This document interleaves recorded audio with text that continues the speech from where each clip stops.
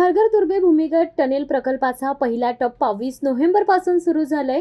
2100 कोटींच्या या प्रकल्पामुळे तुर्भे खारघरचा 40 मिनिटाचा प्रवास फक्त 10 मिनिटात होणार असून सायन पनवेल महामार्गावरील कोंडी मोठ्या प्रमाणात कमी होणार आहे। मात्र पुढील 1 वर्ष काही महत्त्वाचे रस्ते बंद आणि वाहतूक बदल लागू राहणार आहे, त्यामुळे वाहनधारकांनी खालील मार्ग लक्षात ठेवावेत।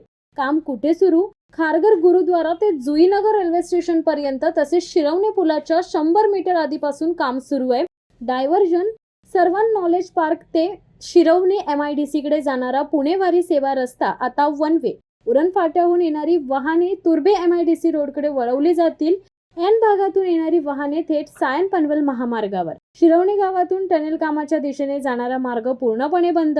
शिरवणे गावातील वाहने जुईनगर सेवा रस्ता किंवा नेरूळ LP ब्रिजकडे वळवली जातील। नेरूळ व शिरवणे परिसरातील वाहने मुंबईकडे जाणाऱ्या सायन पनवेल मार्गावर वळवली जातील। वाहतूक विभागाने आवाहन केले की मार्गदर्शक चिन्हांचे पालन करा आणि अनावश्यक गर्दी टाळा।